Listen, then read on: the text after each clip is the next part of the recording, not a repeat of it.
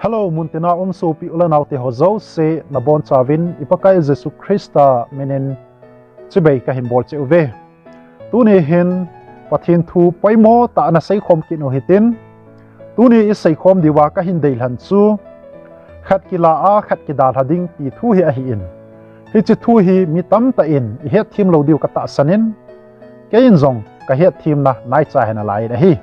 chi ka het thim ho hi na ho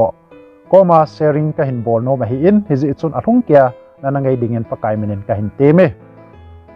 khat kila a khat ki dal hading ti thu hi akila ho chu aso cha ho hi ham akidal ho chu aso cha lo ho akisumang ho ham ti he do na hi ta in kanala danin akila ho hi aso cha danin vana kila to danin kana koyin chule akidal ho hi leisi na repchar zowa kidal hadanin kana koyin hi ahin la hi chu hi zalovin kilia bul zo hi hi chulai muna akidal ho hi ahinga hi win akila ho hi athi zo le akisumang ho zo cho hi win hi hi chu hin se chen dio he hi chin het chin na diu chun bible changmun khana na chiu hitin Matthew bung som ni li chang som li to som li la khan he anasim ma saw hite chuting le mini lo zawa khat kila a khat kidal hading a hi numei ni sum heya changgoi khom ma khat kila a khat kidal hading a hi hi chu bible changin asai chu a hi in hi chulai mun a chun group khat hi alo la hon khat hi akila in hon khat hi akidal hai ti thu hi kichin ta in akimona hi to ai bui piu chu ale hi chiwa akila ho chu huya kila ham akidal ho chu huya kidala ham e ho lungial chun akila ho chu vana Jesu Christan ala tovin I koyuvin akidal ho chu leisi na hu hing na chang talo leisi na kidal ho danin ilaben a hi ji a chu hi chi tabang hi thei ham hi thei loham ti chung chang hi da chin na in nei deu hi chule azowa ki sei banga ngai dan om ji chun hi chi hi masang lai scholar hon zong na sata in pansa nan na nei event secret rapture ti chu gu thima hobung la to na hi theory ahin sim da ovin hi chi akon in base ahin bol ovin secret rapture theory ti in ahin sim da ovin hi chu Hobung hi gu thima la towa omding Jesu Christa second coming ahung masangal la towa omding ahi ti theory sim do nan ahung ke mangin ahi ahin hi chalai muna ichi thei tan diu kha na ka dei chu itiham itile bible in asai lo kha bible in ako lo kha chu bible in asai da na ngai to a pomna dat ta a ina nei theu ahi hi chu inei kha ole thil di lo ahi Ejia chu Bible hin EPS sai ham ti chu abana vet chil ding pa chu e ho ito thupi penule ikin diu chu a hi na he chule hi chulai Bible changa kun chun hoita ai sima hi le akila ho chu Jesu Christa to vana la to win au me ti thu akisun po na hi chule dal ha ho chu mi chon se ho leisi na akida la ve ti thu hi akisun nai sai po na hi dal ha ho chu mi chon se ho a hi ve tin jong aki sai po in hi chi kidal akidal ho chu leisi na dal ha hi ve tin zong bible a sai pu na hi chu ti hi ta hi le iwat chin diu thil umai ta na hi dal ha ho chu huya kidal ha a la to ho chu huya kila to ham a huya kila hi ham ti pa chu inwat chin diu hi chu le hi chulai mun a hin van le leisi ti thu chang zong aki zapu in mi chon pha le mi chon se thu chang zong aki jang po na hi hi chiwa imu theu chu khat akila in khat chu akidal hai ti thu bo hi mu thein aw na hi azowa ka sai ma bang chun hi chia ko na hi mi hon masanga mi hon ngai dan anane upa hi chiwa ko na chu left behind series kiti lekha bu hin sim na wa hi chu volume som lan ni ta o ma hi in hi chu library ho a na sata in aumin Christian Theological Center ho elole Theological Seminary mun ho na sata in the thangin au men hi chi left behind series a popular mama zingen secret rapture theory hung kun no na hi to kilhonin a movie in zong a kibolin left behind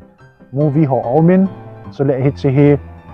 mainline Christian ho zo sin ta san na thong pi khat in anei ta ven hi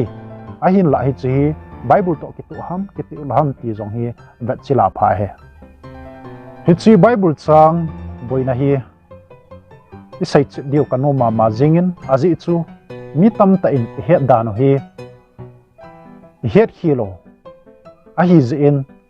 sai chi ding hi poi mo ma jingin Christian hin ko iman na wa hin theology tam ta adi lo tam ta hi e hon ichi pivin chule adi bangin ingai tu vin mi tam ta hi lungoi selin imovin a hi zong le tunia hi keima het na wang le keima chi na wang a hi po in ka thei khama gun chu ta pathin thu ka khul jing ji abo tunia hi na ho zong ke het ta bang hi na het diu pu na zala ichi thu hi kain sai bo hi in izi chun mi engkal mi kal na le mi de na a thui ma cha ka sai lo hi izam ti a ngai dan ki bang lo om kha azong le lung se ta dei na het thim ti vin pakai minin ka hin ti mo ve ipia sai nom ham ti hi zir chin na dinga hen apoi mo ma khat chu ipi ham ti la pathin tu hi ibat dinga hi le aneo pen idon selo pen thu chang khat chu apoi mo pen le athupi pen ana hi the hi ti pa hi het chi het masat pen di vin ka de na hi chi sta di bon na di ba khat bei kum le idon selo pen chu athupi pen apoi mo pen ana hi ji Matthew bung som ni ladi chang som di na hin athu a hin pat na hin English pa chun den in na pan te pa chun sting le ati it is only piwa sa ham ki le athu sa thu context khat asai sa thumun khat asai sa it chi chu aban som na le it context dum ju ya thu asai hi ki pa hi het ma sa no ngai hi che hi ji a chu chang som di masanga chu ipithu asai mo nga hedem ti hi that chit chu hungai ding da na hi tai hi chu ba hin mu thai diu chu verse 40 to 41 na chu ipi ham asai nom le akonom ti pa chu preceding verse akona chu kichi ta hin mu thai di bin akilang na hi verse 37 na chun a hin la no ani khu ta bang chu mi hing chapa hungki ni zong hiding a hi Chivahi no a ni khu ase hin no a phat lai ni khu chu Jesu Christa hung kit na ding phat to hin comparison te ka na ahi akeba dan pa chu verse 39 na chun chule tui sang ahung le na abon chawa alho mangam ka siu chun ima he phalovin a umun ahi mi him chapa hung ni zong le chu te ding ahi hi chivahi I macha he phalovin aumovin tui sang a ho gam masang se wachun o he phalovin amove anup no abol na la evin business board pa business abol jing na lain sule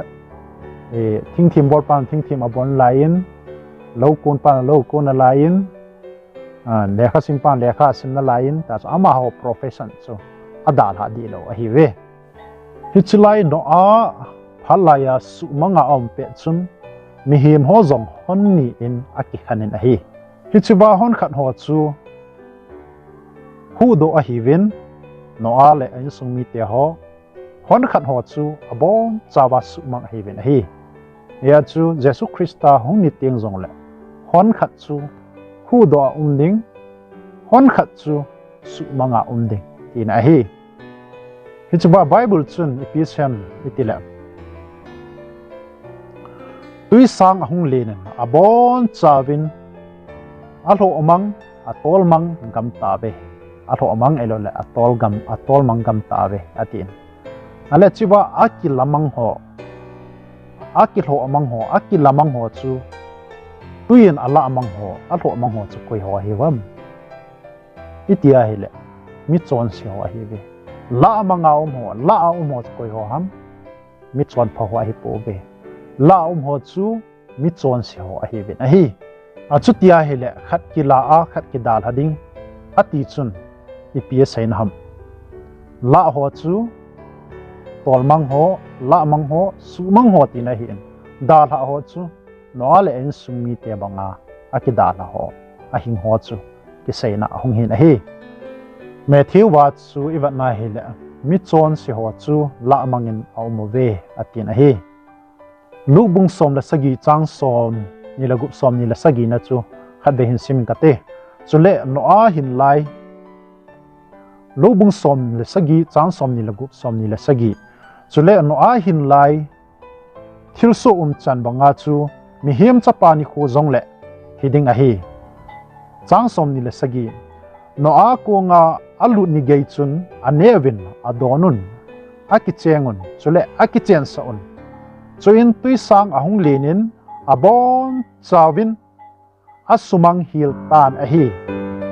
azowa chu methiwa chu atolmang elola kilamang atia hi luga hin athu sai don chu ki bang zong le apaw man hi asumang hil tan a hi atin a hi Matthew wa hin English power siding in took away pichu la mang tina hi in lunga wang hin destroy atin su mang in amang in a hi verse som ni la ko na chu chang som ni la ko na a hi wangin Sodom khu a ko na Lord apo do ni ta in vana konin meile ka hong hlan abon chawin asumang hil tan a hi Sodom le Gomorrah phat laya zong chu pathinin asu mang dinga chun hon ni bo om mo ben him chu hon khan ho chu hu hinga hi hon khan ho chu su mang a hi ben a hi abon chawin a ki su mang a hi a hi le Genesis a thusim ta ta hi ana ve ki no hitin Genesis bung sagi chang som ni la thom na hin tul gola a cheng ana homa haina hu neya hai thei zo se athigam su ta na hi chang som ni la thum hiti chun aman ipi hile leisit chunga lam le zo se mihim a hin gancha a hin awa ma ki thol tho zo se a hi bin chunga leng bachate a hi bin asugam su hil tan asugam su hilin destroy adina abon chan leisit chunga kunin sugamin a tawe destroy sugama destroy it's a power him di wa hi no ale kung sunga pi chang se hobo chu hu hingin na da na hi it's chu awat su remain na hing hoyin na be to remain in this power chu na ki mangina hi NIV translation na chu iba na hele English ga avail hitin the wicked will wipe out and only Noah and his family will left it's like Noah te context Noah te context a ki sai dung yu chu left ki ho chu a ki da tha ki ho chu koi ho ham ti le hu hing chang ho a hing do ho chu left a ki ti a left ho chu ki da ho chu Noah le in sum ni te ho chu hi vin la mang ki ti ho chu abon cha ti na ho mang ho zo si chu la mang hi hi tu hen version chung khat na ve kin hitin NSB version hi anabe hitin English version the wicked were blotted out and only Noah and his family were left okay mi chon so zo se chu aki thai mangin Noah le ai sumi te hobo se chu aki da tha ve okay hi Revised Standard Version anabekitin RSV is what blotted out in among Noah and his family well only Noah and his family were left wicked were blotted out Noah and his family were left at his his chun ni pi saina ham azowa ta chun ki bangki na he Jerusalem Bible Roman Catholic Bible hi anabe hitin his translation all of the wicked were destroyed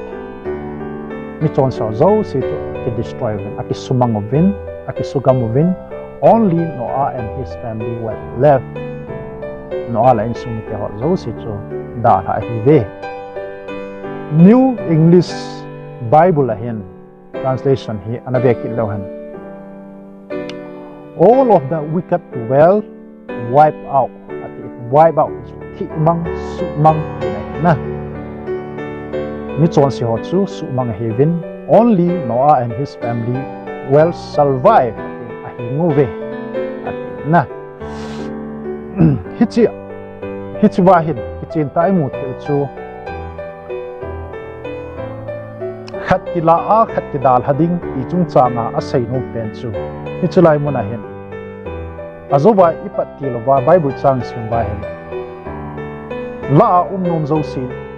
ko tungbo iti hanlang ne bon chawa ko itun de wa dal ha nom zo si ko tungbo iti la koi machan ko itun nom lo de wa ahin la tua chu a context het thimo ba hile hichuba akilla ho zo si chu akitha no akisumang ho tuina la mang ho chu saina hi in akidal ha zo si chu aking hoi ho chu isaina hi tu hin adom kating koi ham la nom tilang koi machan ko idok ki ta lo diu a hi wanga koi ham dal ha nom ti halang le bon chawa ko idok ki diu hi azowa hiat nau pa ta chun ki kal del abung ta liao ben opposite hi hi chu hi chu bible chang hin ei copy no mo pen ta chu e hor achum be a kalelanga ina he pau hi tu ni a sharing ka hin ne hi in chule super rapture idea hi tui ma banu wa hi pakai jesu christian ami thing te ho hi ho bung hi gu thima hung la to ding hu gan theina athu sa lo ding hi chini teng la chun van leng accident mentin train accident mentin gari accident mentin ni him ki hol moding ni set line la dunga ni ki hol moding hi hi chu secret rapture ya ki say hi chule hi chu bible chang secret rapture theory hong kon do nan ki mangjong le tu ai ga dung zui wa chu akile bur zo hi aji chu la ki ti ho chu amang tha wa hi win da tha ki ti ho chu hi ho zo hi ichi no ate phat lai context a ki sei zo hi in rapture idea hong kon do na dinga chu a base lo hi ti chu tunya he di pa kain sei do nom thu pi pen chu hi he hitia hi zia chu hi chu bible chang hi pre-tribulation rapture to hi chu thu to su ma thei hi pu in hi chu la ku na hi pan sa na ding bible chang a hi pu na he tunia hi chu thu na nge ya ku na them khat be a phat chum pi ding ka ta sanin izam tia nangma mi mal ngai dan to akitu kha lawa jong le